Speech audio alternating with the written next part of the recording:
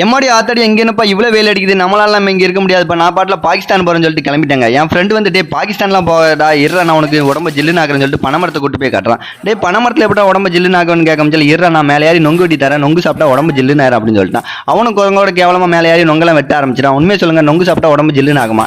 இந்த வருஷத்தோட ஃபர்ஸ்ட் நொங்க வெட்ட முச்சில அப்படி பார்க்கறதுக்கே அருமையாக இருந்துச்சு. அப்படியே இன்னைக்கு ஒரு பிடி பிடிச்சிடலாம் அப்படின்னு சொல்லிட்டு அப்படியே பிரமாதமாக இருந்துச்சு. அப்படியே வெட்டின நொங்கெல்லாம் எடுத்துட்டு போய் நீங்கள் மொத்தமாக போட்டு ஆல்வேஸ் வெல்கம் சொல்லிட்டு ஒரு பிடி பிடிச்சலாம்னு சொல்லிட்டு என் ஃப்ரெண்டு வெட்ட ஆரம்பிச்சிட்டான்.